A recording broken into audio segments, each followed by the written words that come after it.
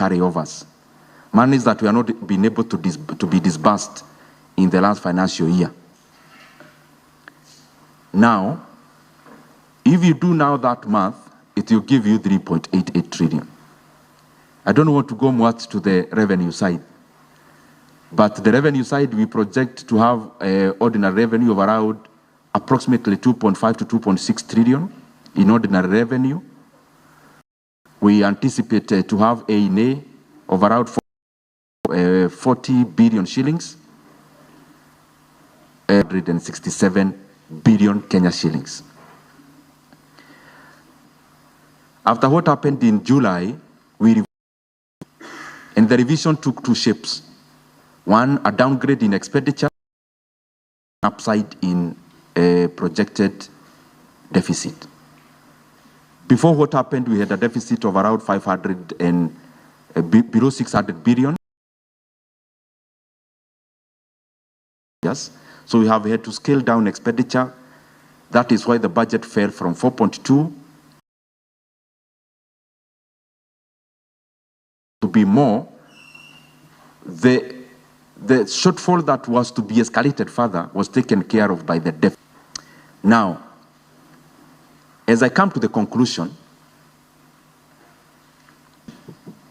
all of us support also monies going into our counties, because that is our solution for a predicament that is before us. We have already passed the appropriations bill, which is already signed at 3.8 trillion, and that law now has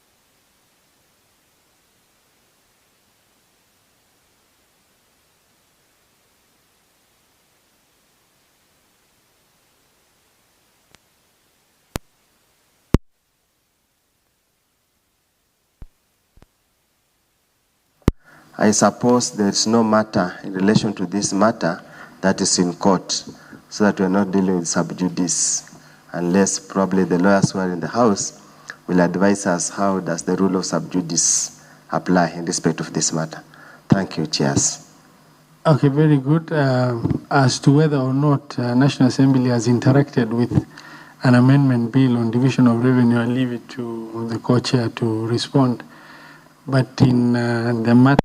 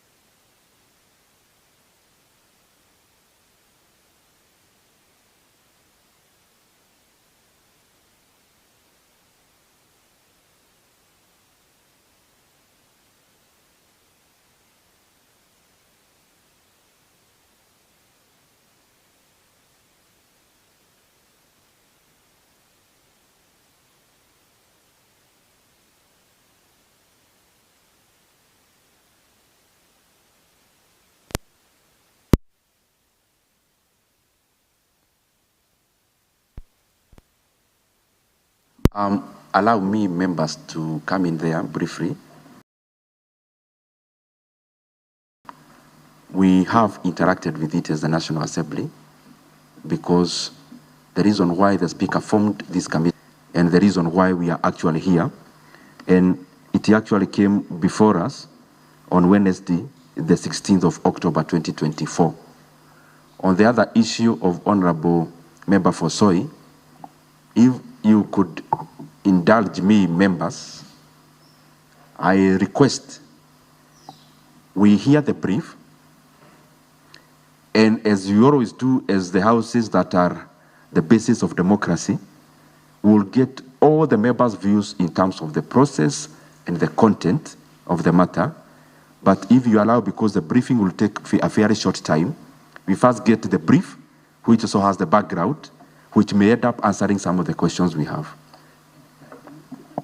just before, Honorable Member Fosoy, out of a lot of courtesy, you know, when I made the opening remarks, I say we keep it very objective. The reason being, we're House of Parliament, we are all aware and familiar with what's going on in terms of what's in court, the issues that are raised, but the issue before us is not part of what is in court. You know, we are presiding over division of revenue, where the subject matter you're discussing is in county additional allocation, which also a mediation committee has been formed from the Senate part, and we're hoping from the National Assembly a corresponding mediation committee will be formed, and that specific issue you've raised will form substance of discussion at that point.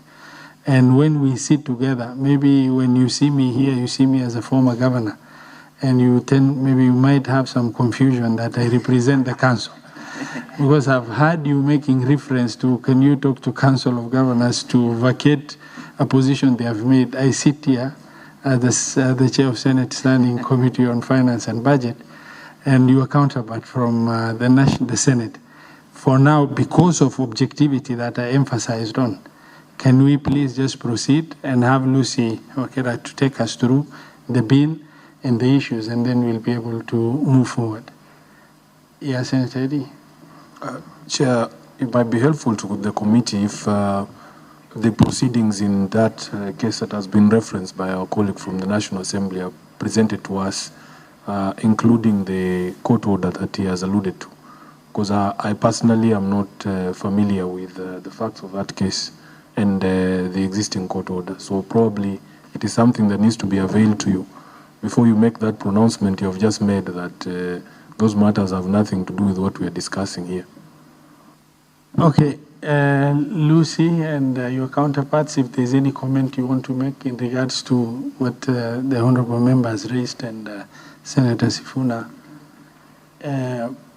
Immediately after maybe Parliamentary Budget Office takes us through, I will give you an opportunity in the meantime. Organize yourself a bit so that you'll be ready for it. Lucy, please take us through. Thank you, Mr. Chairman. Mr. Chairman, we've distributed the briefs to the honorable members. In the introduction, we have the Division of Revenue Amendment Bill 2024 was published on 17th July 2024. And the purpose of the bill was to amend the Division of Revenue Act 2024 to provide for equitable sharing of shortfall in revenue raised nationally occasioned by the downward division of projected ordinary revenue for financial year 2024-2025 between the two levels of government. Mr. Chairman, the projected shortfall in revenue allocation, in revenue collection of Kenya shilling 346 billion in financial year 2024-2025 was occasioned by the failure to enact the Finance Bill 2024. Sorry, I don't seem to have a copy of that brief. All the members have the copies? Thank you. Okay. Proceed. Okay. Thank you, Mr. Chairman. Mr. Chairman, the projected shortfall in revenue collection of Kenya shilling 346 billion in financial year 2024-2025 was occasioned by the failure to enact the Finance Bill of 2024 into law. And on 26th June 2024, His Excellency the President referred the Finance Bill 2024 for reconsideration by the National Assembly according to Article 115 of the Constitution. His Excellency, the President, in his reservation, proposed the deletion of all the clauses of the bill. Mr. Chairman, this necessitated reorganizing and rationalization of the government financial arrangement for financial year 2024-2025. And the National Assembly considered and passed the bill on 7th August 2024, and the bill was thereafter transmitted to the Senate for consideration in accordance with Article 110(4) of the Constitution. As per the standing orders 145 of the Senate standing orders, the Senate facilitated public participation in the bill, and on 3rd October 2024, the Senate passed the bill with amendments. The bill was then referred back to the National Assembly on 4th October 2024 for concurrence on the Senate amendment as per the provision of Article 112(1)(b) of the Constitution, and the National Assembly on 16th October rejected the amendment to the bill as proposed by the Senate. Mr. Chairman, on the highlights of the Division of Revenue Amendment Bill 2024 as passed by the National Assembly as follows. The object and the purpose of the bill to amend the Principal Act 2024 to provide for equitable sharing of revenue shortfall raised nationally occasioned by the downward revision of the projected ordinary revenue among the national government and county government in financial year 2024-2025.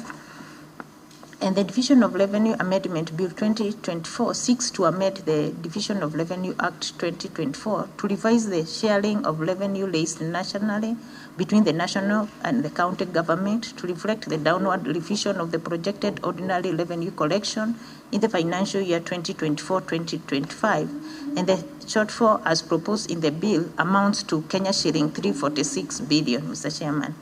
The sharing of the shortfall of the 346 billion between the two levels of government is indicated as Kenya shilling 325.88 billion. This will be borne by the national government, and Kenya shilling 20.12 billion. This will be borne by the county government. The new allocation for the national government was proposed to be 2214.27 billion from an initial allocation of 2540.15 billion, while that of the county government was adjusted to Kenya shilling 380 billion from the 400.12 billion. To reflect the new shareable revenue and the new vertical sharing of revenue between the national government and the county government, the bill proposed the following amendment to the Division of Revenue Act 2024. One, Mr. Chairman, is the amendment of Section 5 of the Division of Revenue Act 2024, which proposes amendment of Section 5 to provide sharing of any revenue shortfall of financial year 2024-2025 equitably affected by the insertion of an additional clause 5A1, which provides that the proportion of the shortfall to be borne by the county government shall not exceed the 15% of the shortfall.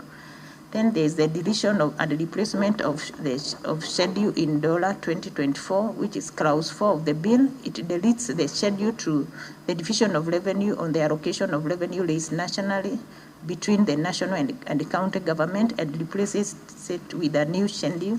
And the new schedule is, as shown in the bill, provide for the following. The new total shareable revenue, the Kenya shilling 2602.12 billion from Kenya shilling 2948.12 billion, and then the new national government share of 2214.27 billion from the Kenya shilling 2540.15, and then the new county share of revenue of 380 billion from 400.12 billion. But the equalization fund was retained at 7.2 billion. Mr. Chairman, the observation was that the national government share of revenue raised nationally was adjusted downwards at a percentage of 94.19%, while that of the county government was revised downwards by 5.81% of the shortfall. The proposed allocation, as I've already read that, is that 2214.27 billion to the national government was 12.83% less than what was allocated in the Division of Revenue Act 2024, while that of the county government of 380 is 5.03% compared to the amount that was there in the Act, 400.12 billion. And that one, Mr. Chairman, is clearly indicated in the table that is shown. Then in paragraph 12, the allocation of 380 billion as equitable share to counties is 24.2% of the last audited and approved revenue of government for the financial year 2020-2021. And hence, it meets the constitutional threshold of the 15% as per Article 2032 of the Constitution. Mr. Chairman, the Senate did consider the bill, and the Senate considered the Division of Revenue Act Amendment Bill 2024 as passed by the National Assembly and passed it with amendment. The amendment entailed the deletion of some clauses, restating some text of the bill, and also substitution of the schedule in the bill with a new schedule, setting out a further new sharing of revenue. The Senate proposed the deletion of clause 2 of the bill and substituting it with a new clause, which reads that the object of this act is to amend the Division of Revenue Act to provide for the downward revision of projected ordinary revenue. And this implies that the object and the purpose of the bill was restated to provide for a downward revision of the total equitable share as opposed to the earlier provision that include the sharing of the revenue shortfall between the two levels of government. A further amendment, Mr. Chairman, was the deletion of clause 3 in its entirely from the bill, and this implication is that the section where revenue shortfall within the financial year 2024-2025 was to be shared between the two levels of government, and the capping of what was to be borne by the county at 15% was removed. This means that the provision of Section 5 of the Division of Revenue Act remains unchanged. Clause 4, Mr. Chairman, of the bill was amended by deleting the proposed new schedule and substituting it with a further schedule that for sharing of revenue as passed by the Senate, and that one, Mr. Chairman, is clearly indicated in the table that is shown there.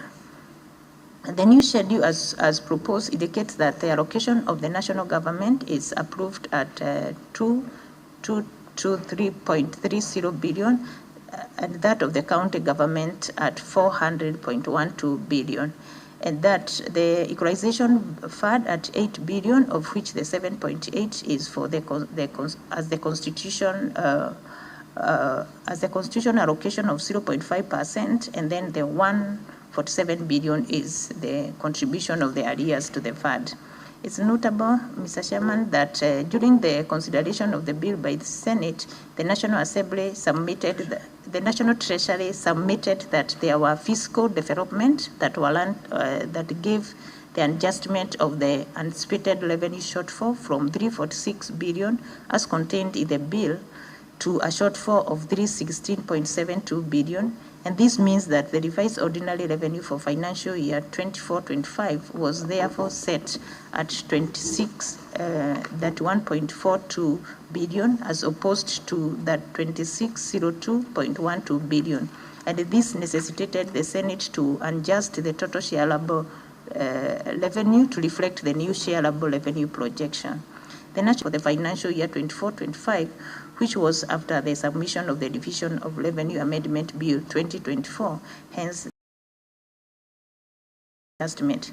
The Senate observed that while else the 380 billion as proposed in the bill met the constitutional threshold of 15%, the amount was less by 1.4% or 5.4 billion than the allocation in the previous financial year of 23-24, and further that the allocation of 400.12 billion contained non-discretionary expenditures as a result of the new priority program initiated by the national government that need to be implemented by the counties. Mr. Chairman, the identified non-discretionary financial obligation to counties include the housing levy deduction of Kenya shilling 4 billion, enhanced contribution to the National Social Security Fund of 3.0 billion, the matching allocation to the county government aggregation and industrial park of Kenya shilling 11.75 billion, the matching allocation of the community health promoters program of Kenya shilling 3.2 billion, and the cost of maintaining the medical equipment services that have been handed over to the counties at 5.86 billion, and also the automatic yearly payroll adjustment.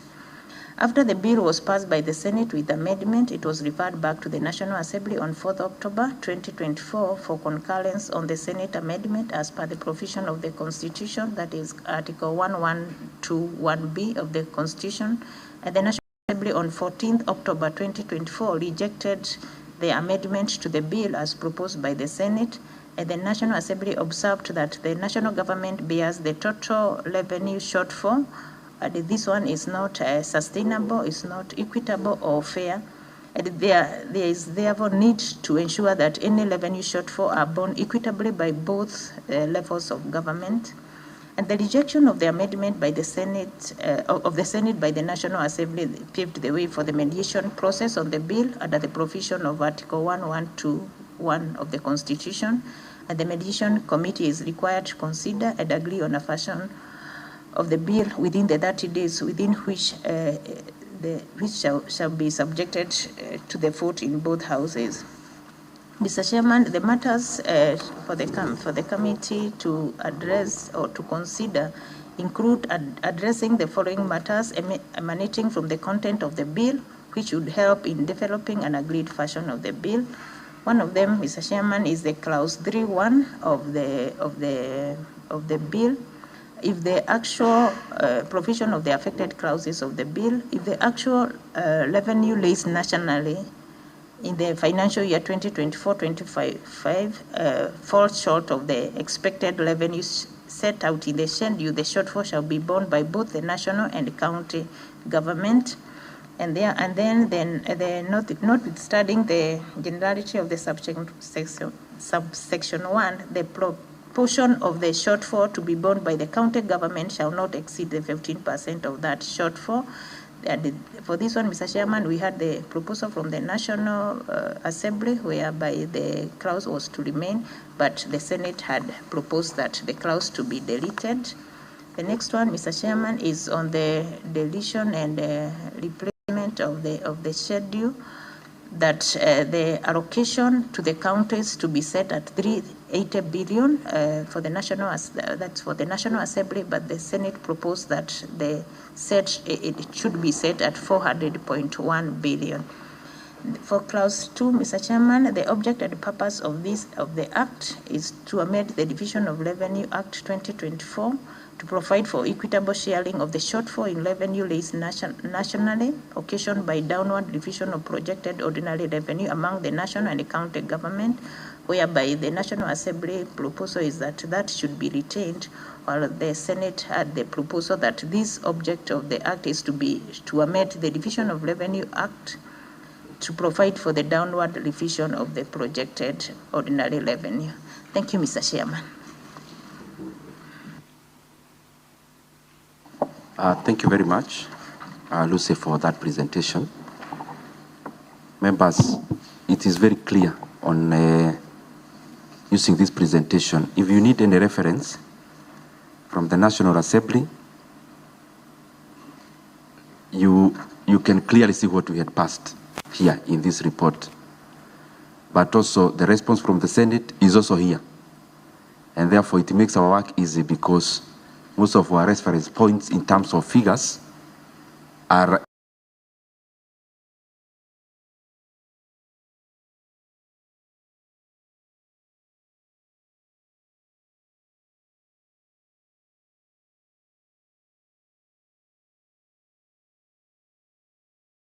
it is important to act like mediators. And we know clearly there is something that there has some disagreements. Because failure to do that, remember whatever we are discussing here, we are not the final arbiters. It has to go to especially the National Assembly. And therefore it is important that even as we give our points here, have in mind when you'll be in the plenary defending the position we are taking today, so that we are conclusive. And the reason why, Chair, I am saying this is because the beauty is that the people on this side, all of them are politicians. And we know for sure that the issue before us is both an issue of public resources in terms of DORA, Division of Revenue, but we also know that we are politicians. So let us strike a balance. We don't go to the extreme of either, so that at one point we are taking care of when we'll be tabling in the National Assembly, but on the other side taking care of that we need to unlock resources for our county governments to pay salaries, for our county government to run, because the people they are serving are the same people we are serving in our various constituencies and counties. And therefore, without wanting to go back to what I said before, from where we sit as the National Assembly, there is no this team versus the other. There is only one team here, representing the people of Kenya and looking for the very much welfare, the optimal point of serving the people of Kenya. And therefore, even as we debate, because I am saying this and preempting, because I've attended other mediations. So I would not want to have a mediation like the one I had last time, which was very, very hectic. Whereas it yielded something, but it was, it was very tense and also very, very not much cordial. Yes. So if we can be able to find a balance where we are basically looking for the welfare, the general welfare, the better. So I don't want to talk much. We want to open this plenary. And members don't feel restricted from anything. Because I was consulting with the chair here, it is better we bring all the points in this smaller group than open up a much bigger debate in the respective houses when we have an opportunity inside here to crack some nuts.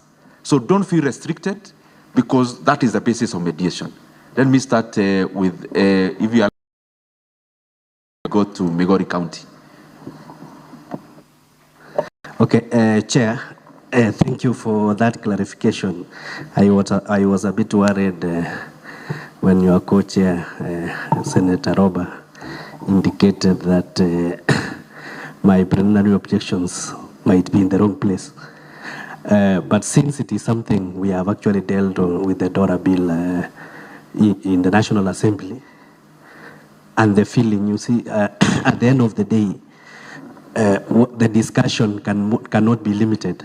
And although you might see it as if it is something that can be taken at the back of the banner to be discussed later, I can tell you, the National Assembly, that item I had raised, is so weighty that we can lose the substance of what we are discussing.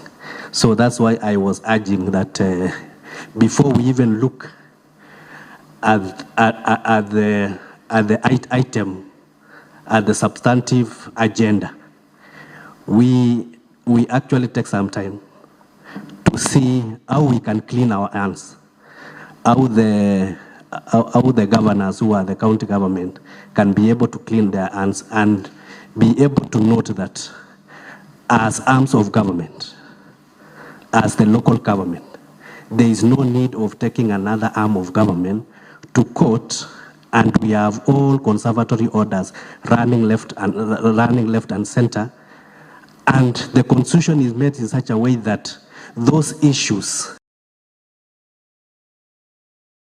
the submit that can be able, that those issues can be able to address. And then you also don't, you know, when you want to milk a cow, you don't go gating. You give it nice food so that you can be able to get milk. We actually appropriate these funds, but there are so many instances where governors are actually fighting the National Assembly. And they expect that the National Assembly will support the county government, which is our duty to do so, without having that feeling that actually there is something that county government is fighting in the National Assembly. So it is a substantive matter that I can tell you, if we are not going, if we are able to address, then throw the court case, so that we give them time, even if up to Monday. Monday you can come up with the report, and we move on now looking at the figures that the chair had indicated. Thank you. Honorable Chair. Honorable Ndindi. Yes, Vero, you know you come from my county. Gishero, is a point of order? Or let's move to Gishero, then we... Chair, I want to start with the issue that the honorable member of SOI is bringing. I want them to see me. By the way, Honorable Fatuma, just sorry again for interrupting. You may choose to stand or sit. Yes. I think it depends on the height. Chair, you know, I do empathize with the issue that the honorable member of SOI has brought up. And I want to tell the honorable member of SOI that even us at the Senate, the governors fight us. Okay? So it's not only the members of the National Assembly that are being fought by the governors. It is also us. But still we have remained faithful to our duty under Article 96 to keep on fighting for counties. However, I wanted to plead with you that there is actually a committee that has been formed on mediation on the issues that are going to canvass the additional revenue issues, which is why I think that the issue of RMLF can be exhaustively and meaningfully be explored. Where we are sitting today, I think we will give a lot of service and a lot of meaning to Article 72 of the Constitution if we canvass on this issue of DORA. Because if we try to deal with the issue of RMLF in this forum, I don't think we can even exhaustively be able to deal with it. So I do understand that it's an important one. It came, Chair, if you remember, it came the other time when we were having the meeting in the previous mediation. But I want to request him that we let that issue be canvassed more properly, even when we have got more data in the committee that is just coming on additional revenue allocation.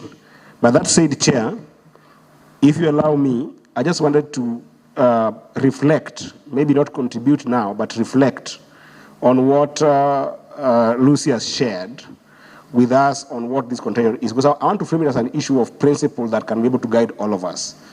The number one principle, Chair, is on the issue that has been raised, where the bill from the National Assembly sought to delete Section 5 in the previous DORA. Chair, if you look at the way that section is framed, this issue that when there is any shortfall, then the number one, that the counties must bear some form of this, I think, Chair, is something that as an assembly, that is both National Assembly and the Senate, is something that we must cautiously fight. Because counties, unlike any other forum nationally, have got no any other way of raising resources, alternative resources. The national government has got a myriad of ways, including borrowing internationally, to raise money in terms of filling in the gap. But Chair, there's also an issue that came from that proposal from the National Assembly that I feel like was a little bit dangerous for all of us as the legislatures, which you are proposing a particular percentage for which the counties must then be able to bear. Chair, there are two problems with this. Number one problem is that we, both you and us, the National Assembly and the Senate, will end up abdicating our role of legislation in such a time that we have got economic distress, so that it will be the Treasury that will be able to dictate what that difference looks like, if you look at the way that particular clause was framed. And then number two, if you put a number like up to 17%, for instance, right now, the reduction that we have proposed in the National Assembly is saying something about 380 billion. Chair, that is barely 6% of the gap that you have given with that 17%. So it means that if you were to go and have somebody in the National Treasury who then takes advantage of the entire percentage to, let's say, even 15%, they will take 600 million out of county budgets. And that would mean that you will go even lower to even previous allocations to county. So I wanted to beseech you, as a matter of principle, that on that clause, I think we should all agree, before we talk about the substantive monies, that that clause is not a good clause for legislatures in general, Senate in particular, and National Assembly also in particular. Then lastly, Chair, on the substantive issue around the revenue, the allocation that had come from the National Assembly, Chair. Chair, you have spoken very well that you have got the counties at heart. But Chair, if you remember, in the counties got about 385 billion. The proposal here is to give a counties 380 billion. Chair, this in a classical language would basically mean defunding counties. And up and above this, Chair, you know, when we were exploring this issue, Chair, we talked about discretionary and non-discretionary expenses that counties do face, Chair. Unfortunately, Chair, as we speak right now, the 400 billion that you and I sat in the mediation up to late and talked about, we could barely even fund non-discretionary expenses of the county, Chair. Chair, if I might remind you very fast, and then I'll sit, so I can give other members a chance, is something that has been adopted in policy. There is no room about it, and that is about 4 billion, which is coming also to about 3 billion. That we just told you that counties money in any other way. Chair, so Chair, if we again now go and slash out of the 400 billion, 20 billion. Not to question the Chair, but I've seen Honorable Senator has gone into some move concession. I think the chair guided that we can discuss all these issues. I think what the Honorable just suggested, but it does not stop any of our members to be able to. Parliamentary calendar has been set. Mediation committees has been formed for division of revenue. By the National Assembly, the Senate has already formed issue of concern. then we are looking at it in any way that this is something light. It's something very heavy, you know, both for county government and for national request and plead with you is that because we have 2 mediations assigned. Thank you. Allow me. Just a minute, Daktari. Yeah, yes. Daktari, if you allow members, because it's important for us to say as it is. When we come to such a forum like now, we are doing 2 things, and that is the reality. We are looking for a solution, but also must be seen to look for it. And in that regard, therefore, we are talking to ourselves here to make a decision, but we are also talking to other stakeholders to understand the issue. And the stakeholders here is not just governors. The stakeholders is also people who have not been paid for months. Stakeholders are Kenyans.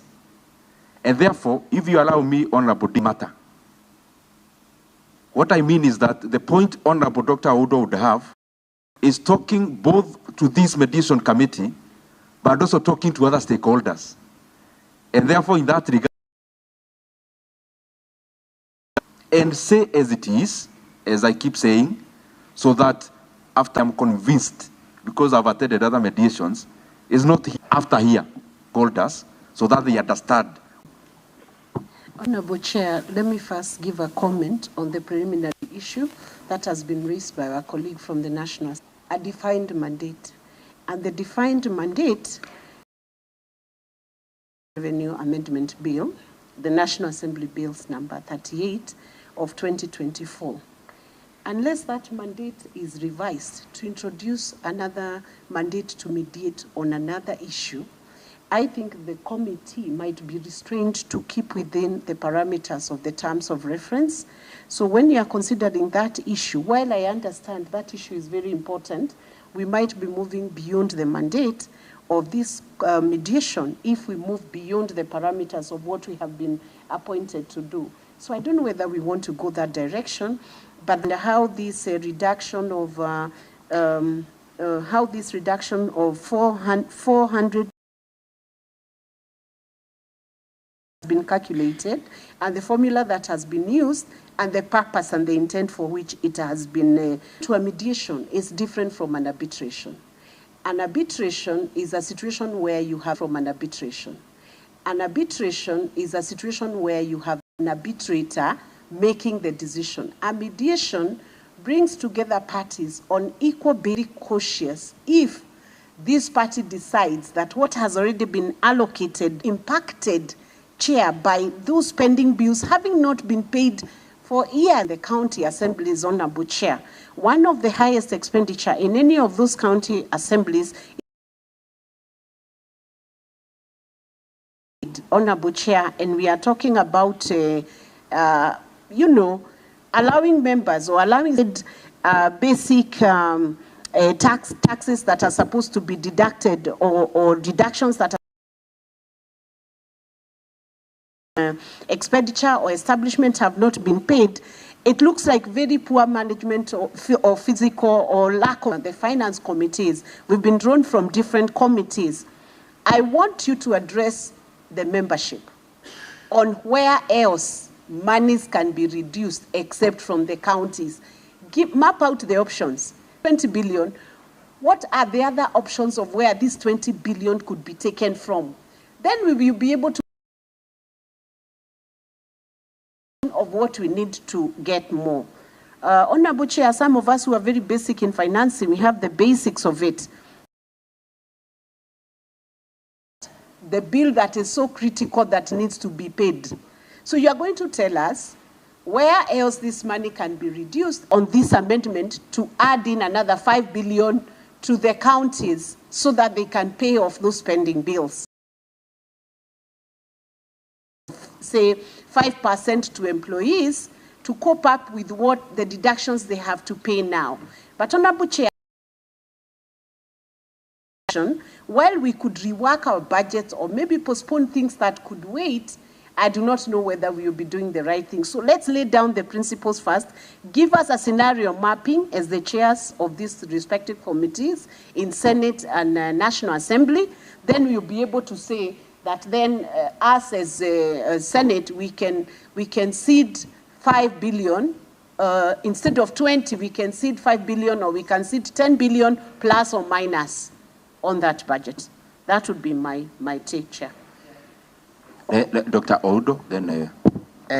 Chairs, you go to the law school like my SG or the party leader of MDG, one statement used to be told that whoever comes to equity must come with clean hands. And that's why we are asking the senators in the House here that whoever comes to equity must come with clean hands. Article 96 of the Constitution says the Senate represents the counties and serves to protect the interest of their governments. Senate cannot run away from its responsibility, saying the Constitution mandates us to represent you. We are back here. We have a message from the National Assembly and from the government of Kenya, the executive, that whoever comes to equity must come with clean hands, come to this negotiation with clean hands. The Council of Governors are not here with us. They're not coming here. They have not sent you to represent them in this mediation committee with clean hands. You can't ask for this, and then you are the same people who are throwing mud on other sources of funds for purpose of developing even those areas that are in the rural areas. That's the first point. That's our first point of reaction, that it will be a terrible waste of time for us to deal with a fundamental issue, that where will the governors get money to plug in the deficit? And again, based on Article 96, you represent the counties and their government. This shortfall, the so-called shortfall, from eliminating the wastages on source revenue. For example, senators, where would the county government pay bursaries? Yet is not part of the responsibility under the fourth schedule of the Constitution. That's why we are saying we are not in this mediation with the clean hands. We need to come to this mediation with the clean hands. That's why we are asking the senators, you need to go back and have a candid discussion in the Council of Governors before we can proceed or continue with this mediation process. Thank you, Chair. Before I go to Honorable Makari Muru, let's come to the city, Nairobi City Senator, my brother Edwin Sifuna. Thank you, Chair. First of all, your remarks, you expressed a lot of anxiety, but I want to calm your nerves. We are very good people. We are very reasonable people here in the Senate. I also want to take this opportunity to let you know that this is the first time that I'm interacting with members of the National Assembly in a formal setting such as this. Because it has also been my desire to understand how you people process things, how you understand things, your view of the world. I am happy that my member of parliament from Busia has brought up the issue of clean hands. He's asking us to speak to governors. I don't know if I can also give him a message to the president, because under the Constitution, it is the National Assembly that oversees the national government. And I am sure that is not the spirit of this conversation. Honorable Chair, also let me disclose that as a senator, I feel at a great disadvantage sitting with members of the National Assembly who, I believe, have more information than I do when it comes to the budget-making process. And especially the chair of figures, the fingertips. But here in the Senate, we insist on documents. When you make a reference to a figure, you must show us, because I will be very open with you. We don't trust you. We don't trust members of the National Assembly because we believe you have more information than us and you're not putting all the cards to the table. I understand why this issue of the RMLF is very touchy to the members of the National Assembly. And Honorable Undo, you know me. I am a very straightforward person. I know why you people are upset with this question of RMLF. But if we get into those things, I don't believe we are going to get to where we are.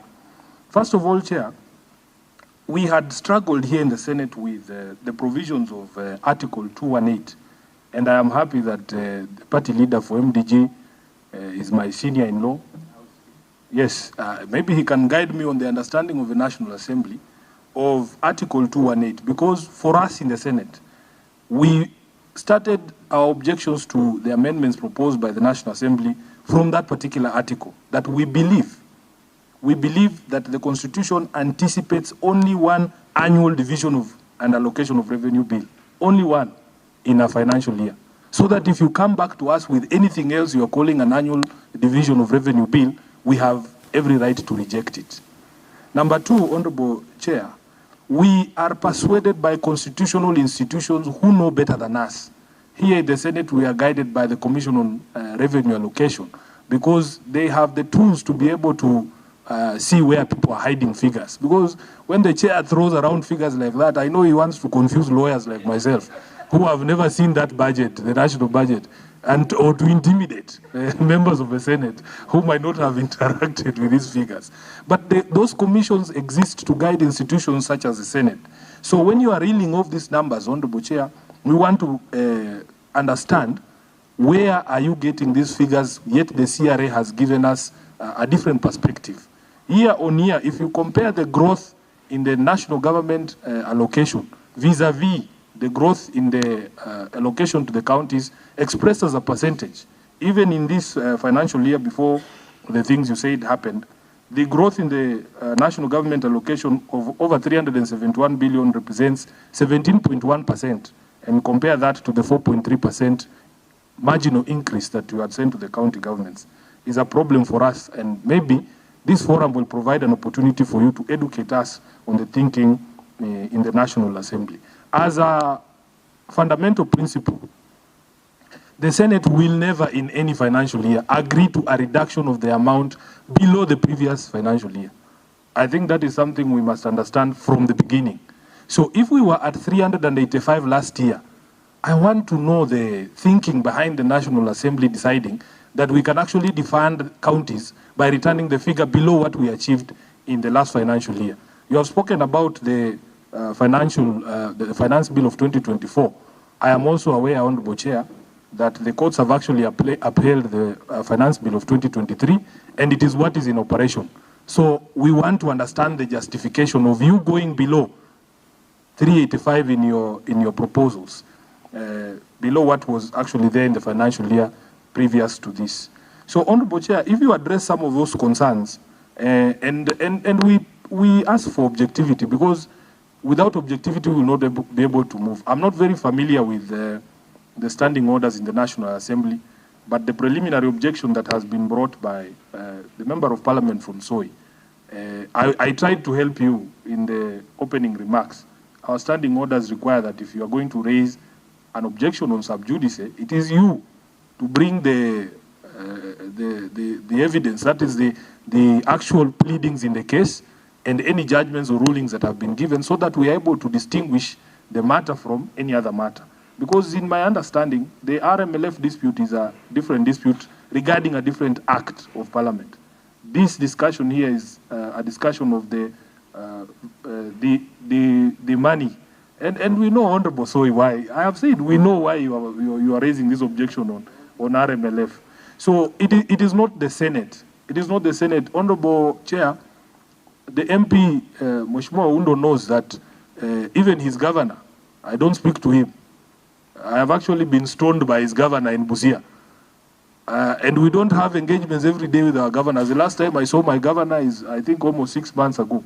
So we do our job here, under the mandate we've been given by the Constitution. It is not necessarily that we are representatives of governors or that they are our friends or that we talk every day. But just delivering a message, I am sure you and me will be at a forum this weekend. And even you can tell him that you are unhappy with the fact that the Council of Governors chose to take this matter to the courts. We have various avenues to deliver that message. It cannot be a hindrance to this process. Finally, Chair, if you go to the report of the recommendations that came from the Commission on Revenue Allocation, in fact, some of the things that I have said arose from their recommendations when they appeared before our Committee on Finance and Budget, that there are certain expenditures that are expected of county governments that arose out of implementation of programs. And this is where you came in. You are the ones who passed these laws, Honorable Chair, in the National Assembly. And they have bequeathed upon county governments a certain financial and fiscal responsibility. Here in Nairobi, and I suspect even in all our constituencies, if you go back home and you are telling the community health promoters that we are going to cut the allocation to CHPs in this financial year, all of us here as politicians are going to have certain difficulties because these people are already in place. I remember there was a math, Honorable Ali Roba, I don't remember the exact figures, but that the proposal from the National Assembly would render almost 25% of the CHPs, was it? It will affect the salaries of about 25% of the CHPs, 25,000 CHPs. So, as Senator Veronica has said, for me, first of all, because I said I don't trust the national government, and when I say that, I mean I also don't trust the National Assembly. When you say that the national government is going to take a dent of 385, I need to be shown. I don't believe it. I need to be shown these are the programs in the national government that are going to be cut that add up to 385. For us, we have been open. You have seen in the brief, this non-discretionary expenditure, and Senator Eddy also went through them on CHPs, for instance, on county aggregation packs. We can tell you specifically the line items for which we believe there is really no wiggle room. So you also tell us, take us through the budget of the national government and tell us this 385, we had planned to do this road in Kiharu, we are no longer going to do that road. And then we'll be able to be on the same page as Honorable Undo has insisted. We proceed on the basis of honesty. We put all the cards on the table. I thank you. And Okay. Chair, Just sorry, just to also say. Kidogo, Veronica, don't first, please don't press the mic and just talk so that we have some order, okay? Now, I just want to give a little bit of guide because the reason why you have a chair and co-chair is also to moderate. Now, because I've seen us versus them, you know, mentality, and you're representing the interest of maybe the honorable members of National Assembly and that. You know, devolution has come of age. When we started devolution, and I must mention this, Honorable Kiplagat and Honorable Oundo, when we started devolution, we had senators in this house that demonized devolution. And I will, for the record and on the camera, I will mention names. One of them is Senator Sang, then. You know, politicizing the issue of you being called Your Excellency, and these governors are just demigods. And then you have people like Senator Wamatangi, who really took some stand, you know, demonizing governors in whatever form. And you have members of National Assembly like Senator Barire. All of them, by grace of God, they are governors now. And the language they speak is very different. Now, my caution to you, honorable members, is you really need to understand whatever goes around, comes around. I sit here as a former governor for 10 years. I'm a senator. And the realities that should inform us, we do not legislate with emotions. We legislate for posterity. We legislate so that whatever we do can outlive the test of time in terms of objectivity. If you get to understand, maybe if you ask, and don't even press the mic when the chair is talking, so that you can pay proper attention in terms of what we are discussing. I want to tell you this. When you have,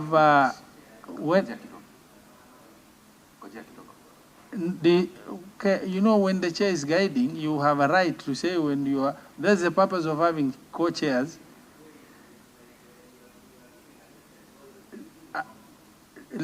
Let me finish, because when you discuss about issues in regards to emotions in the National Assembly, you are giving lectures, you are giving guidance. What I'm trying to tell you is that you do not legislate with emotions, and you do not legislate for short-term gains in terms of political relationships. Many of us don't get along with our governors. But when you have objectivity to guide an issue of national importance, it's very important that we move beyond issues that are a bit in view of, and that issue, so that we can bring this mediation meeting if we are not coming to mediate on the subject, because that's the basis of our engagement. And I want to guide, please, to all of us, the ask to discuss the issues beforehand objectively. And without that, then we are not going to get anywhere.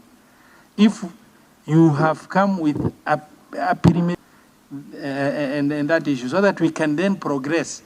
Otherwise, if that premeditated position has been taken, then it's important we get to know, so that we don't zigzag around and we're able to make a decision, say, maybe this group is not ready to discuss division of revenue.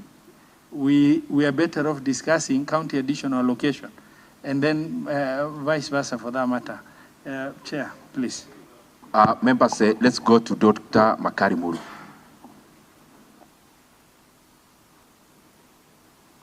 Yeah, thank you, co-chairs. Let me start by saying that if we want to get it right, we must focus on the main subject. If we start discussing other things, we are going to be derailed. In my life in Parliament, and I've been here for the last 12 years, I've sat in many mediation sessions. And I think we need to get the basics right. Why are we here? We are here because the Senate could not agree with the National Assembly on two issues, Clause 5 and the schedule. Clause 5 says, once the Division of Revenue Act is passed, any shortfall in revenue is taken up by the national government, not the counties. So we amended that at the National Assembly. The second part is, we had already agreed that we are giving the counties 400.01 billion. The last mediation, which I was also part of. So in terms of whether the counties require more resources, you are preaching to the converted. We have all the justification that the counties even need more, double than what we have given them. But what we should be discussing is, are we in a position to finance that, what they require? And that's where we come in. From what Senator Kecho was saying, the reason why we went to 400 at that time, we were still anticipating that there will be a finance bill 2024.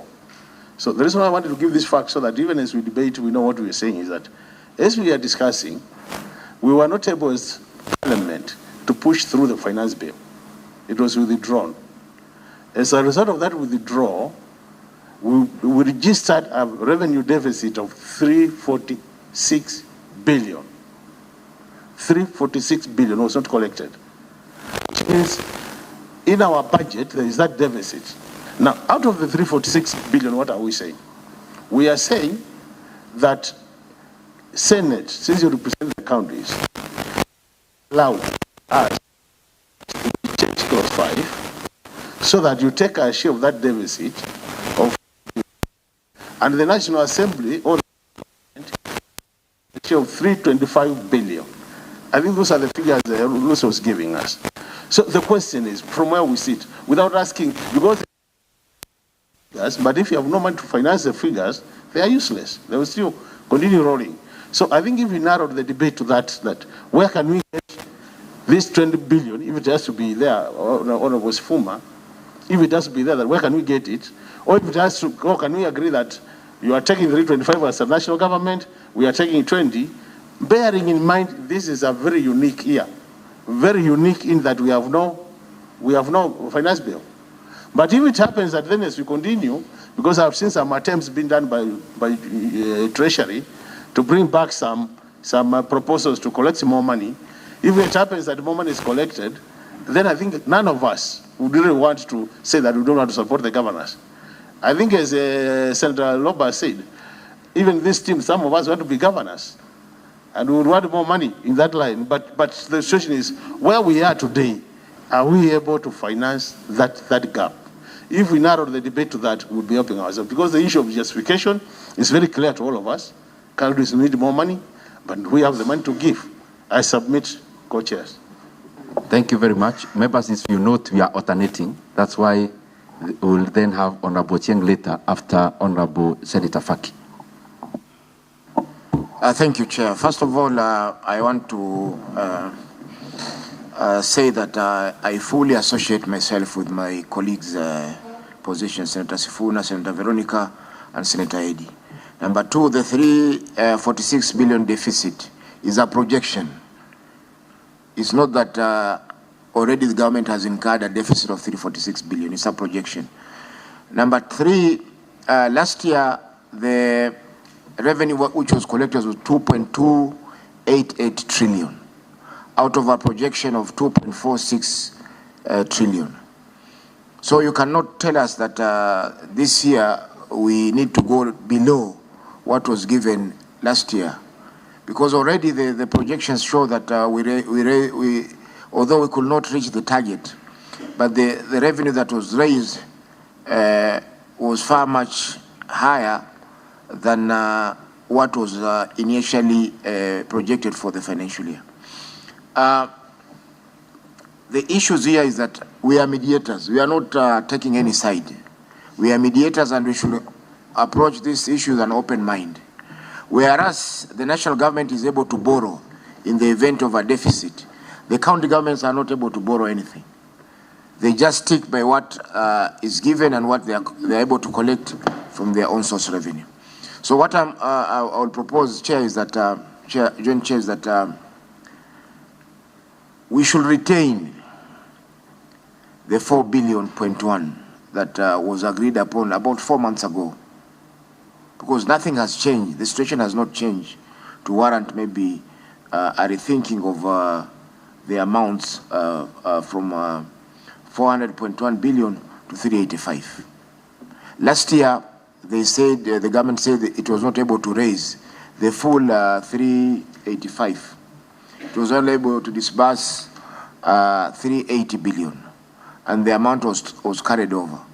We have no problem maybe for this year if they carry over whatever amounts that will not have been disbursed by the end of the financial year. But what we are saying is that we cannot set a precedent of reducing the amount that is going to our counties, because that will create a bad precedent. Next year, as you can see from the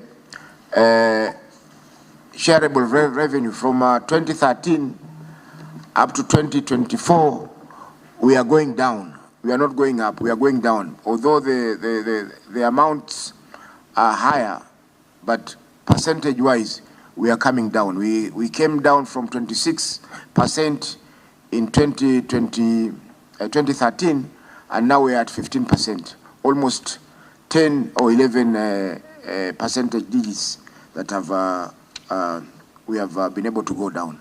So I know most of our colleagues from National Assembly aspire to be governors, and in fact, many of them in the last parliament have moved on to become governors, but we are not assisting devolution by reducing these amounts. We have a role, yes, to play in oversighting the governors, but again, we should not be reducing funds, because if we reduce the money that is supposed to pay the CHWs, the machines which were bought by MES, which have been doing very good work. Some hospitals didn't do dialysis, but because of the MES medical equipment scheme, we're able to do dialysis. X-rays were being done in far-off areas. So if we are going to reduce this amount, what are we telling those people who have been benefiting from such health facilities in rural areas? You get somebody from Wajir to Nairobi to do a dialysis, or get somebody from Mandera to Nairobi to do a dialysis. That's not fair to those people who are living in those far-flung areas, which are being supported by the devolved funds. Thank you. Honorable Ochieng. Thank you so much, Chair. I've got a couple of issues to raise.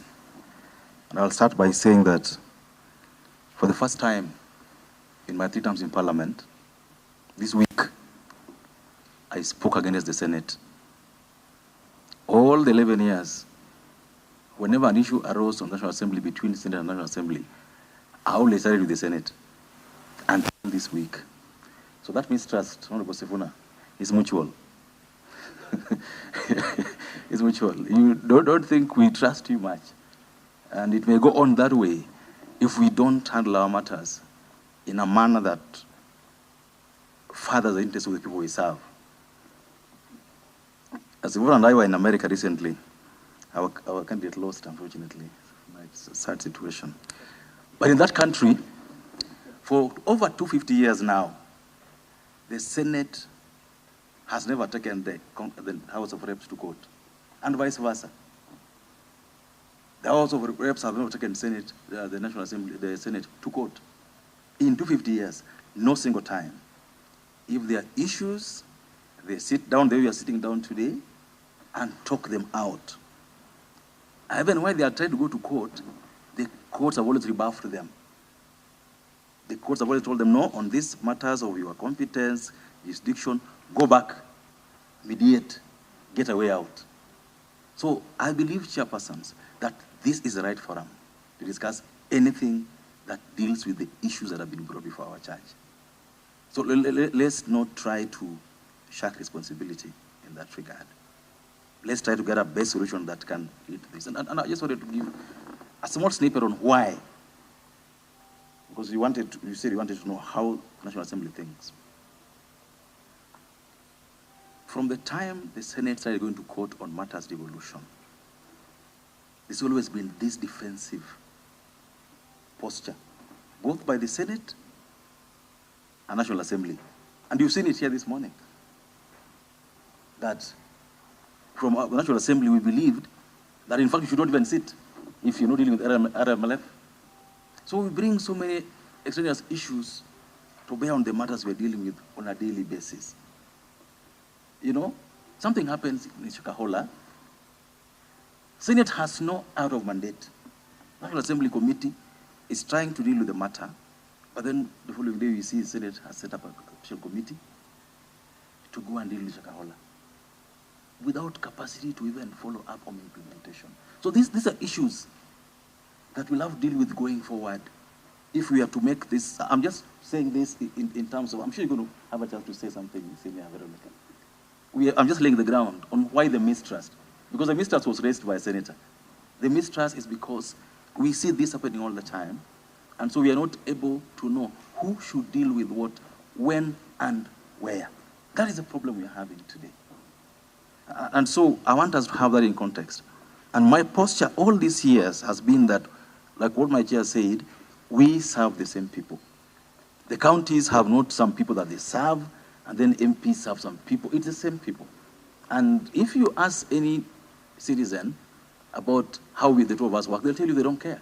They just want the services. If it's water, they want water. If it's health services, they want health services. So they would require us to sit down like we're sitting down now, quarrel, disagree, agree, and then at the end of the day, let them have clean water. And I think that is the posture we should take in this regard by my honorable chairs. This pairing is very healthy. Allowing senators to say what they have in their hearts and us is very healthy, because then this is how democracy grows. I believe guys who will come, the senators who come after us and national assemblies who come after us probably will get a better stage to deal with than we are dealing today. And Chair, there are common issues that have been raised by both sides that I glean personally. Like one, clause 5, about moving the burden of resources. I personally believe it's illegal. But we should set it as a matter both ourselves, Senate, National Assembly, want to deal with as an issue that we recently used to impeach Gachagua. Then I'm reading Article 01. The focus is on revenue raised nationally being divided equitably. So the focus in the Constitution all through is national revenue. There's nowhere where you're going to ask counties to start bearing burdens of loss on revenue. But I thought that maybe we can highlight it as an issue that we can deal with as a mediation issue, because it's been brought before us and then debate it. What is the best way to deal with it? Then we'll go to the figures. An issue that was raised by Noble Sifuna, which I agree also with absolutely.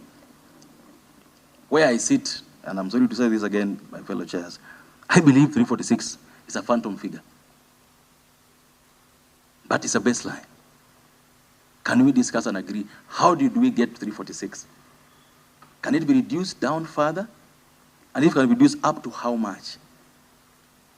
The third issue that we need to deal with, chairs, is whether it's true that the rejection of the Finance Bill 2024 indeed led or has led to revenue shortfalls. If we both agree on that, on both sides, I'm sure we'll get a way forward.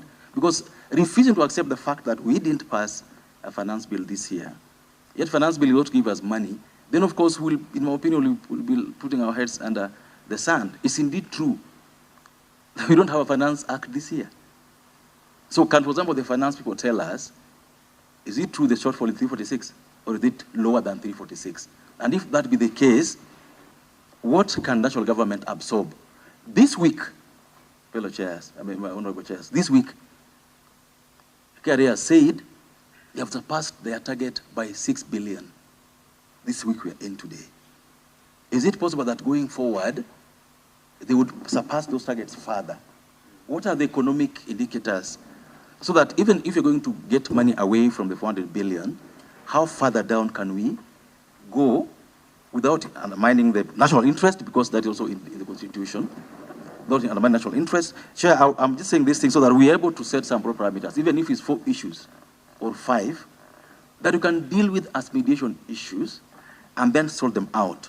Then once we are done with those, then can we deal with the extraneous issues that the honorable judge also raised? So we've agreed, for example, that we are doing 390 billion. And then members of the National Assembly are saying, even if you add a single cent and you don't deal with RMLF, we are not passing. How do you go about that? Do we have a recommendation to make on that issue? But I would like that we deal with the issues on DORA first, then we deal with the external issues that may undermine the success of what we'll agree on, Chair. Those are my proposals, Chair. Thank you very much. Let me go to Honorable Sifuna. Then we go to Honorable Dr. Chikati. Yeah, Chair, I thank Honorable Ochieng because I think he has to frame the issues, and I hope that they were being noted. And if we proceeded in the manner that he has proposed, I think we'll make some headway. I just wanted a further clarification on that 380 billion shillings that we sought to raise through the Finance Bill of 2024, the one that was rejected. If I remember the discussion, that 380 was being sought for specific purposes. If we can go back to the justification why the national government wanted that extra 380, we would be able to find if it is indeed true that there were any county programs in that one that then would inform the discussion of this is the reason why we wanted the 380. We don't have the 380, so the reasons we wanted the 380 cannot proceed because we don't have the 380.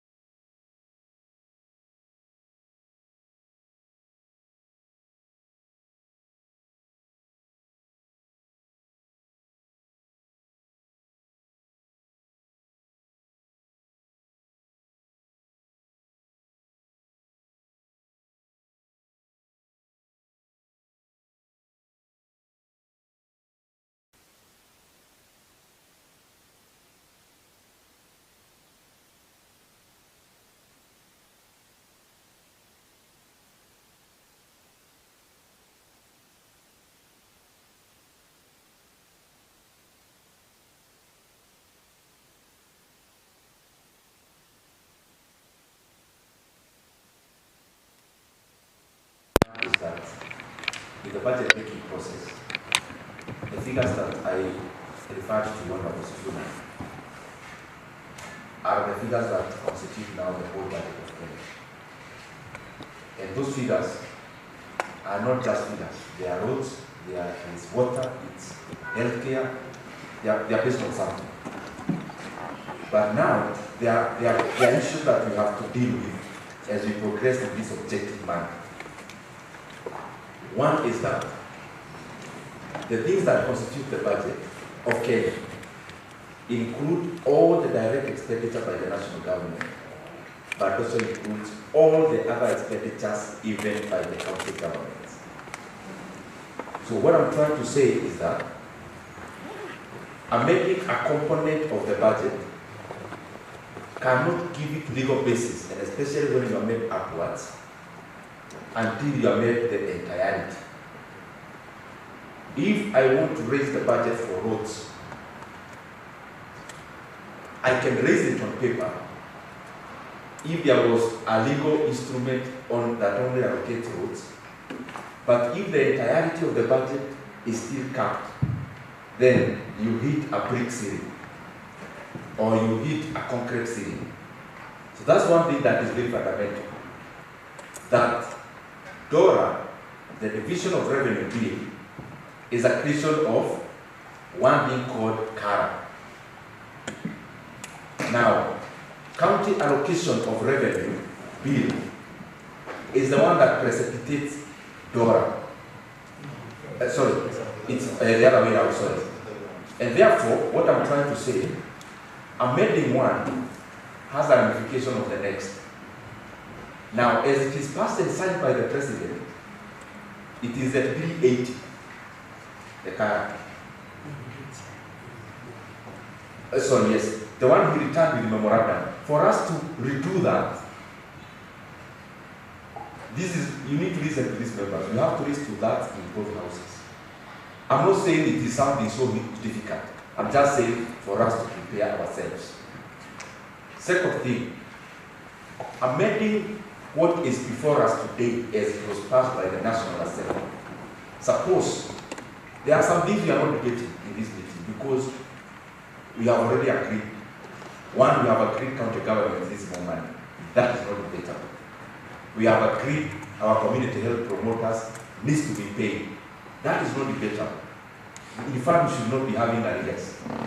We agree our county staff have not been paid for months. They must be paid. We agree on the funding of county government, even with additional resources. We set that aside. We are not debating on that.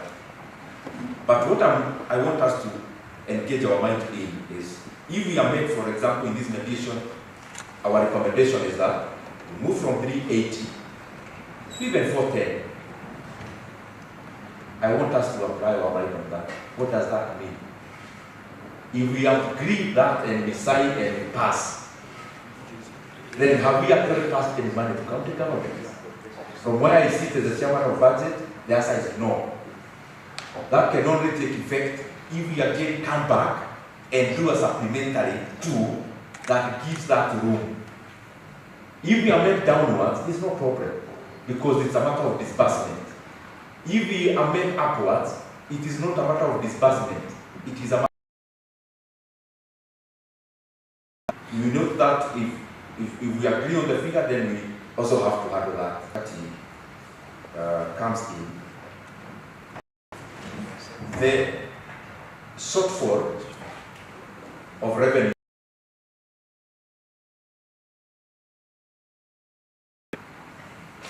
this year has been unprecedented.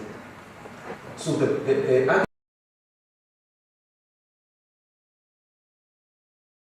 county governments and our revenue projection, because we deal with projections in the budget, was 2.6 what can be or the limit.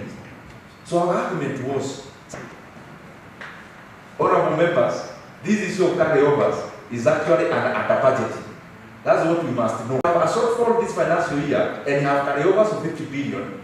If our revenue for our county government is the figure in the budget, that's the carryovers. That is the truth, honorable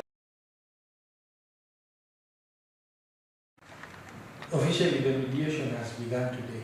So this amendment bill dies, natural death. And then what does that translate to? CARA has to be resubmitted. But for us to override the memorandum of the president, we need to have that we really need to deal with. If we disagree, the default act will, for DORA, passage of CARA also will become susceptible to extreme politics, which becomes... asking us to be objective in our we share what we have or what we don't have. But we want figures on papers so that it remains at that level, or we want to really be realistic and say, this is the shortfall in terms of revenue collection, and therefore, okay, so that you look at that 400 billion as against advanced is that what is available is, from our side is what should be shared. The second thing, Chair, you allow me to think loud.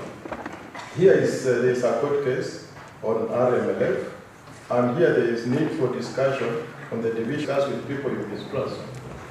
These are the questions that we need to look at.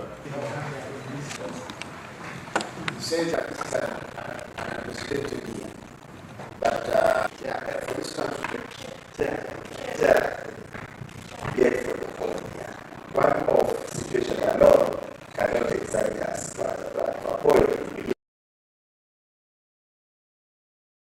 analysis of the Kenyan economy and IMF, it's very negative, it's not positive. So one of should not really bring us some form of anxiety. As this is a fundamental issue, we have already passed the appropriation. It's an act of parliament. So under, you need majority to negotiate. The process, we normally pass the appropriation bill, then we pass. It's the other way around.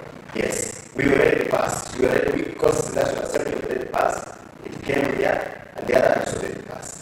Now, we want us to look at the technicality, the challenges that we have. If we agree, if in any way we agree on an increase, we means we have to amend the appropriation bill, which is not possible in circumstances. So we just need to be very clear. And also just wanted to clarify on the issue of kind. Kind is discretionary.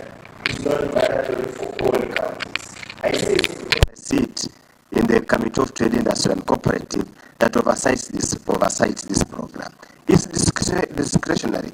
Actually, as we stand now, we are only dealing with 18 counties. Not all the 47 counties have got this program. So again, being included here as one of the reasons that we need extra money is not really the issue. It's discretionary, it's not mandatory. And as we clearly say, and as we have said, we are not the final arbiter in this matter. We will take to the floor of the House. And I can tell you, without even lying to you, if I lie to you, it would be unfair, that it will not see the light of the day until the elephant in the house is resolved. RMLF, I can assure you. It's good to tell you the truth. Instead of lying to you here, that we can pass it, then it will not. I can tell you the truth. So let's be realistic on this matter. And that's why we are saying, I don't agree with my SG. Article 96 is very explicitly clear. You represent the counties and the county governments. To tell us that we have no forum to engage the Council of Governors, the governors, is then to abdicate. You are only given to you under Article 96. Sorry, I didn't go to law school, but I'm just reading as it is. Thank you. Okay, so now yes, Kidogo. You know, anytime any member is making a statement that you don't agree with, don't react even emotionally. Just wait until you're given the opportunity to say something and you can say contrary. Senator Veronica, so we're doing 1-1. I'm coming to you. Chair, thank you for the opportunity. Chair, first of all, let's get ourselves on a track that gives us progress into the issues. We first agree as a team. do we want to push this process to a point where we are agreed on the process so that we don't stall the bill? Finally, we frame the issues the way Honorable Ocheng had led us. Let's frame the issues first. What are the issues that we want to canvass? Then we move through those issues one by one. And I propose, first of all, let's not put the RMF as a precondition for the mediation for this process. If we do that, we will be moving beyond the mandate, because we were given a mandate by respective houses whom we respect. And I also want to maybe emphasize that every opinion is important and should be respected, however wrong that opinion should be. If a member says something which you don't agree with or you don't like, just respect it and be honorable around responding to that issue. Once we agree on those courtesies of the negotiation, and we agree that this whole team, made up of very competent members from both houses, cannot walk out of this process without a solution for Kenyans, we agree that we must finally come to a solution. We take that as one of the issues. Then we move progressively, after having framed the issues that Honorable Chieng had guided us very well. In fact, he needs to repeat those issues, then we put them down. If there are 5, we move step by step until we finish the final one. The final one being, have we now agreed to stay with the 380, or are we agreed to keep the 400 billion? That should be the final issue. If we take it, yes, to 400 billion, we'll have found our solution. But if we move in we are casting our net so wide, we might never catch the fish we are looking for. Okay. First, naturally, in the past mediations, I sent from my committee another member to sit in. This is the first mediation I sit in because of the level of controversy it carries. I want to, maybe there are 2 issues I'll give you, Honorable Kiplagat. It is natural for us to have this preliminary engagement before we frame out the issues. It's very natural. So, and it's very objective as it is. So, we finish that. We'll have a few minutes break, just few minutes, so that both sides can agree that we move to framing of the issues. But because I can see on the side of the Senate, we are on the issue. On the side of the National Assembly, at least 2 members out of the 5 that were here hold a different view, so that we're able to back to the issue of RMLF, then we are not making any progress. And with that in mind, I want Puna, you'll be the last, and then Co-Chair, and to request that we have 3 minutes, just break, or call him off the meeting, for that matter. Okay. Slightly different about this clogging out of this process. But this is the National Assembly is where I sit. I know the mood.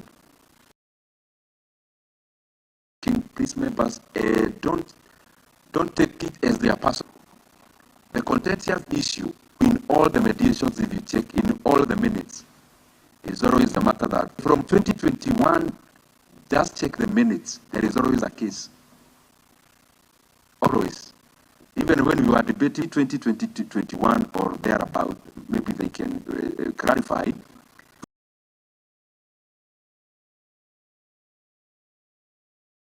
Intervened, the then president. And what was agreed is that the exact amount that governors are losing for RMLF, it's a fight of resources, which is a credible fight. Now, the question that now we faced the last time when we took the National Assembly, those who were there then were saying that in that context. Even the last mediation which I co-chaired, that was the case. The discussion was, there is a case. So we decided with our governors, they said, you look for a manner to give us some money. We know when you take to the National Assembly, that was their word. But give us the resources through other routes. Give them through county additional allocation. SIGA. We gave them 4 billion back in health, but it was compensating for this other loss. Now, when we go to the National Assembly, the question is, the 10 we packed in Dora is already there because it was never removed. We have now packed another 4 billion in SIGA to compensate for this other one. So I'm laying the facts bare as they are, the reasoning of the National Assembly. So in my opinion, whatever decision we make today, let us know the temperatures so that we find, is it actually prudent to pass it today, or is it better to consult so that all stakeholders then agree before the meeting so that the meeting will just be for ratification? I'm just laying it bare. If we decide to go ahead, I am in it. If we don't, I'm also in it. And lastly, let's not run away from this issue of SIGA, saying RMLF is there. The trade-off, honorable members, in this kind of a discussion goes to SIGA and goes to DORA. When the COG has gone to court, we all know they have gone to court for bargaining. So the court is in SIGA. But the National Assembly also, what they have at heart is DORA. So let's also have that in mind. Yes. Give Kiplagat something, and then Senator Sifuna then will go from there. Thanks, Chair. At least now I like the mood of the chair. So I don't want to go back on what happened now that the mood is good and I can see we are heading in the right direction. Basically, because I didn't go to the substantive matter the other time, allow me to just agree with what my honorable members from the National Assembly have raised, and I would want to associate myself fully with those sentiments. One is that you will agree with me, Chair, we are in a precarious situation we have never found ourselves since independence, that we had a finance bill 2024, which was actually raising 342 billion for purposes of additional. Because of what happened, which we all know, we don't need to labor on it on what happened. That bill did not go through. Then, based by Finance Act 2023, so it follows naturally from the rule of natural justice, is that you will have to rewind ourselves, each level of government, including Parliamentary Service Commission, including judiciary, including the county government. They will have to rewind back from 2024 to 2023. So basically, if I flow with my comments, then I know Honorable Sifuna, Senator Sifuna will raise the issue of then the 385, which is now debatable, the 385 in 2023. So it's a matter now that what happened to the 5 billion. But in terms of that we need to rewind back to 2023, I think it's a common sense issue. And even if I've seen what the senators are raising, levy, social, NSSF, but basically even the national government applications. But the national government has been forced to cut their size by 325 billion. But we are only telling the counties, because your fiscal space is a bit small, just cut it by 20 billion. So I think in terms of framing up issues, the way Honorable Cheng had put it up, is we need actually to agree. If we, I know all of us are sensible, is we go back to 2023.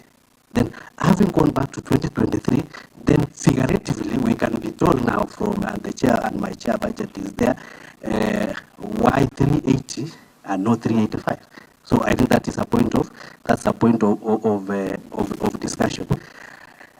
Secondly, as I finish, is that we are here to find a solution. And looking at it, the minefields in terms of legally where we are, in terms of Kara, the president has given us a memoranda. That memoranda, we can either override through raising 2/3 in both houses, or the president's memoranda takes effect. Yeah. I don't know. So as we also look at the dollar, and I want to beg you, Chair, is that let all of us, we are in one government, especially now that we are in broad-based, we are in one government. Let us accept that we reduce the number of court cases and see where we are, because I can, from reading the Honorable Sifuna's mind, he can say that this is something that can be pursued in court, as what happens when you have a Dora which is saying something else and you have a Kara which is saying something else. But we have a country to protect, a country to govern, we have a country to develop. And we all accept that what happened in this situation, nobody found themselves here. And all the other arms of government have accepted. The national government has accepted, the executive has accepted, the legislature has accepted, the judiciary has accepted. It's only one arm of government, the county government, that are still chittering on that issues of tightening our belt. So it is something that, looking at the legalistic issues that we have, whether even if we were to agree, how shall we add? And you have heard the chair saying that to add even 1 shilling, you have to do a lot of amendments in other fields. As I finish, my proposal is that after we have enumerated all the items that we need to agree on, I believe, using your wisdom, because you also don't want to be a chair of a mediation committee that failed. Using your wisdom and your previous work experience as a governor, why don't you take this weekend? You have others from the National Assembly. You have our EPO chair there who was pursued, and he found a way of addressing that matter. You retreat. Then, as we look at the issues that we are coming to see, including what Honorable Cheng has raised, that revenue miraculously is going up, but I believe you cannot look at 1 month revenue, because it is a month to month. They accumulate. Maybe there is something that happens, taxpayers were paying, and maybe the next month they will shrink a bit. So we need to also get from the treasury what is actually the outlook in terms of revenue collection. So all this data that we need for us to be able to make a conclusive agreement, we use over this weekend. We make sure that by Monday or Tuesday, if we meet, we have all the data that we need. Secondly, all the items we have agreed that we need to mediate on, we have agreed. But you have taken now that step outside, which is a feeling, it's a feeling with the National Assembly. You take it over the weekend, go somewhere with your governors and things like that, and come with the good news, so that as we debate and we are at least in a fresh air, kind of. Thank you. Senator Sifuna, and then we want to take that break. Senator Sifuna. Chair, the co-chair from the National Assembly, I think now the basis of my mistrust has been confirmed, because you have made it clear, and at least I have understood you to mean that the sole intention of the members of the National Assembly who are a part of this mediation is to use this mediation to blackmail the entire county government infrastructure so that you get what you want. When the Constitution under Article 96 talks about us as a Senate being representatives of the county governments and their interest, it doesn't mean that I am the legal representative of the county governments or their lawyers. We are not their lawyers. So I find it extremely disingenuous and very disrespectful for members of this committee to suggest that we can find a way to have a sitting with the county governors so that we force them to withdraw a case that they have filed under the constitutional right to question things in courts of law. So if indeed the entire reason for this mediation is so that the National Assembly can blackmail all of us so that they get what they want, then there is no reason for us to sit here. Honorable Chair, it has become extremely clear that the Division of Revenue now has been taken up hostage by the National Assembly, and it will not be released until they get their RMLF money. The chair from the National Assembly doesn't want to mention a fund because he knows this is what they do every single time. The fund he has refused to mention is the CDF. Last time, because there was a court case, they used this process to manipulate and to blackmail all of us so that they get what they want. It is extremely unfair. And because Honorable Undo has taken time to read to me my roles, I also want to remind him that under Article 95(2), the National Assembly is required to resolve issues of concern to the people, not issues of concern to members of the National Assembly. It cannot be that you always front-load issues of CDF and RMLF because they are of concern to members of the National Assembly, they are not of concern to the people. Even when you are mentioning this issue of the presidential memorandum, you are threatening us that we will not be able to raise 2/3 in both houses. Yet, just last week, a few weeks ago, there was a grave matter here where raising 2/3 of the members of the National Assembly and the Senate was not a problem. Where have those 2/3 gone? No wonder the public are criticizing us, that when it is issues to do with us, politicians, it's very easy for us to raise these numbers. But when it is questions to do with the public, Honorable Ondo, in your county in Busia, the question of CHPs, the question of the state of healthcare is a matter of concern to the people. The question of water in Nairobi is a question of concern to the people. It should be the foremost thinking of any member of the National Assembly because that is what 95(2) requires you to do. So, Chair, here I was hoping, because the tone that have been taken, I have not finished. And you are in our chamber, you should also allow us to feel that we are playing from the home ground. It is our home ground. Honorable Chair, let me finish. We are home ground, how do you know so?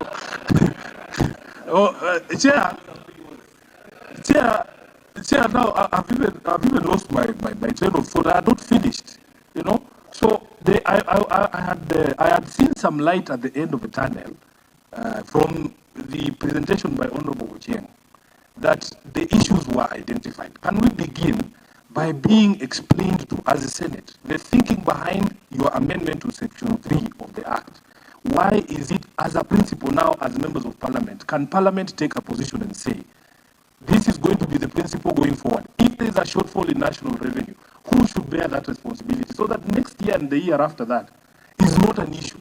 And we don't fight about that. Then we move progressively the way that he had listed those issues. He has said, and we had acknowledged, those of us from the Senate, that this issue of the RMLF is important to the members of the National Assembly. We had agreed that we will have to find a way to make a statement about that. How is that not enough, Honorable Undo? As an assurance from you that we also consider this issue a big issue, but it is a personal issue. It's a personal issue to members of the National Assembly. It is not a matter that is personal to the people. So, Honorable, he's disrupting my train of thought. Honorable Chair, so can we be told now by the members of the National Assembly, are they saying that unless we have a solution, unless we assure Honorable Undo that I will go and find the Council of Governors and tell them to withdraw their case, that this mediation cannot go on? Is that what they are saying? Because if that is what they are saying, then we can also draw certain lines in the sand. We will not be used to blackmail other institutions that we have no control over. Honorable Undo. First of all, I want to put it on record. RLMF is not for members of Parliament. CDF is not for the members of Parliament. The roads are not for members of Parliament. They don't use the roads exclusively. They are for the people of Kenya. CDF is not petty cash for members of Parliament. It is for the people of Kenya, the poor boys and girls in the various schools in this country, who make sure they get classrooms, they get dormitories, they get laboratories, they get bursary. We need to take this notion out of senators that CDF, RLMF is petty cash for members of Parliament. It is not. It is for the people of Kenya. Would they as well argue that the money given to the counties is for the governors, so that they can carry chairs with them wherever they go, carpets wherever they go? We're not going to that point of view. We are simply saying we need to resolve at the end of this mediation. This mediation is not ending here. Finally, being very honest with you. Yeah, but just we're also being, but finally remember, at the end of the day, the final place is the National Assembly. If, as we clearly say, if we fail to agree, we read an existing law which will serve for the rest of the final. So we need to be very realistic and be very accommodative to each other. We presented some issues, and he made reference to, it's very important to have something clear. You know, for me from morning, ability of this committee is limited to division of revenue. Number one. Number two, that's in stone. It's going to happen one way or the other. Supplementaries have been prepared on flimsy grounds, but 47 county governments being impacted, necessitating such very clear that we do what is in our mandate, as so that then if we execute what is in our mandate stage, which is now both houses, and I'm very sorry, Honorable Undo and my co-chairs, the reason why we are here is it will go back to both houses, the Senate and the National Assembly. Meaning, even if the National Assembly agrees, passes, refuses, it will still have to come back to this house, and without us agreeing and finding a point. This is how the Constitution is framed, unfortunately. Now, goes to National Assembly, if it doesn't pass, then that is the end of it. Statement of fact, nothing emotional, nothing else. What? Division of revenue governs the vertical share of revenue between the national government and county government by Kenya Revenue Board to be appropriated between national trunk roads and county roads. And it has to be very clear in terms of this.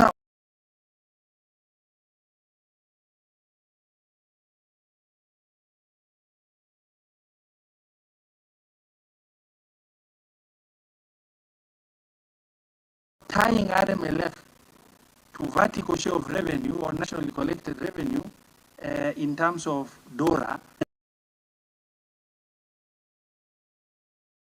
and that is mixed up, then we're not going anywhere. I would really liaison of county additional allocation where that issue lies. Now, the mandate is very clear, confined to division of revenue, amendment bill. I'm pleading with you through the chair. If the mentality you've come to this meeting with, of us coming to this meeting is adjudicating on our mandate, then we can then objectively discuss one item. And please, so that I want to give another chance, because we need to have a principle of engagement. On the issues you raised,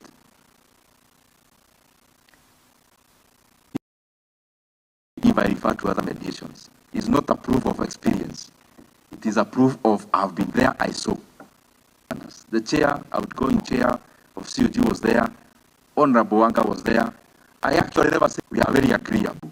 However, I don't think the mandate of this mediation, that is what we have in mind, Honorable Sifuna. Unfortunately, we will not run away from the fact that this today just come to the National Assembly, interact with members. In fact, they usually feel that the COG uses the case to blackmail the process. And that is the fact. We will have handled most of the issues. Honorable Kiplayat, I guided that we don't just speak the mic and speak, so that we're able to get a bit of discussion in an orderly manner. The fact having said, the issue here is whether we discuss today, we discuss next week, the underlying issue here is guided by both houses, or because of the impending controversial issue,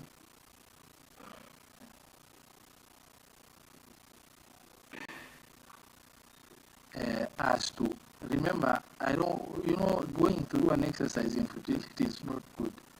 Then, no matter how objective issues are shared, we are not going I think, consult. And it's very, that is the essence of mediation. A little bit of break, consult,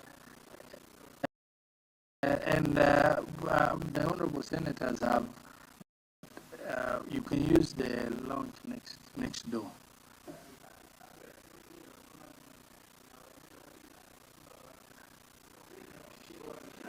And we reconvene here. Secretariat, lunch is provided for this. Appropriation, Senate is not properly funded. So you can reach at the National Assembly.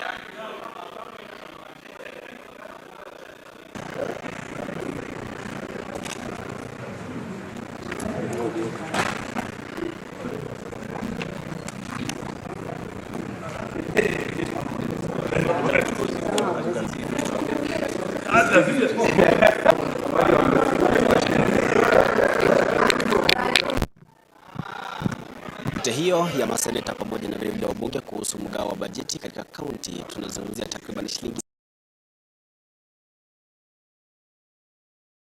zipata kupatiana kwa kaunti, na vile vile bunge la Seneti likawa limesema kwamba takriban shilingi 380 ndizo fedha ambazo zilifaa kupatiana. Kwa hivyo kikao hiki kinarejea muda wa saa 8, wakati ambapo mdahalo mzima utakuwa radio kutoka katika